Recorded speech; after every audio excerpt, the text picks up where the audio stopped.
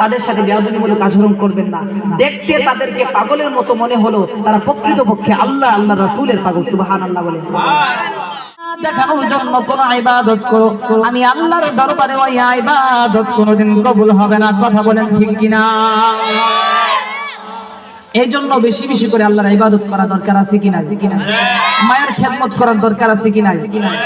এটা কি আল্লাহর ইবাদত নয়? আল্লাহ রাব্বুল আলামিন বলেন মায়ের সাথে সদাচরণ করো, এমন আচরণ করো যেন মা বাবা ওই সত্যটা পর্যন্ত না করে। রোজা পড়ো, হজ করো, যাকাত দাও রে বাবা, নামাজ পড়তে পড়তে যদি কপালের মধ্যে দাগ ফালাইয়া দেও রে বাবা, নামাজ পড়তে পড়তে যদি কপালের মধ্যে দাগ ফালাইয়া দেও, আমার আল্লাহ বলেন বান্দারে তোর এই নামাজ কোনোদিন কবুল হবে না। কথা বলেন ঠিক কিনা?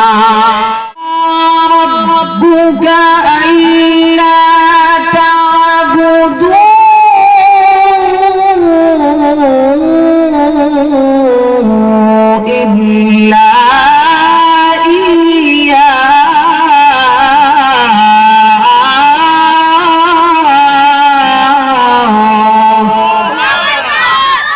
খেদমত করো যদি দুনিয়া পাওয়ার জন্য, দুনিয়া দেখানোর জন্য যদি করো, আমার আল্লাহ রাব্বুল আলামিন বলেন ও দুনিয়ার মানুষ, যদি দুনিয়া দেখানোর জন্য কোন ইবাদত করো, আমি আল্লাহর দরবারে ওই ইবাদত কোনোদিন কবুল হবে না। কথা বলেন ঠিক কিনা?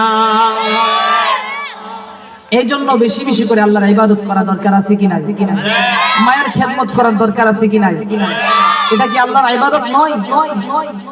আল্লাহ রাব্বুল আলামিন বলেন মায়ের সাথে সদাচরণ করো, এমন আচরণ করো যেন মা বাবা ওই সত্যটা পর্যন্ত না করে। যদি মা বাবার খেদমত করেন তাহলে দুনিয়ার মধ্যে আল্লাহর ওলি হয়ে মৃত্যুবরণ করতে পারবেন। কথা বলেন ঠিক কিনা? হযরত বাইজিদ বুস্তামিরের নাম শুনেন নাই? তিনি একমাত্র ওলি হয়েছেন মায়ের দোয়ার কারণে। কথা বলেন ঠিক কিনা? যদি আমি আপনার জন্য পানি নিয়ে দাঁড়ায় না থাকতাম, শেষ রাতে যখন আপনি পানির জন্য উঠতেন, যদি আপনার কাছে পানি না থাকতো তাইলে আপনি না জানি মনের মধ্যে কেমন কষ্ট পাইতেন। সুবহানাল্লাহ বলবেন না? মানব দিয়ে কই বাবা বাইজিদ রে, আমি আজকে মা হইয়া তোর জন্য দোয়া করলাম, মা হইয়া তোর জন্য এমন দোয়া করলাম যেন আল্লাহ তাআলা করে বিশ্ববরণ্য ওলিদের মধ্যে রাখে। কথা বলেন ঠিক কিনা? মা বাবার কথা মতো যে চলে না, মা বাবার কথা মতো যে চলে না, আল্লাহ নবীর দয়া তারা পাবে না। বলো না আল্লাহ নবীর দয়া তারা পাবে না।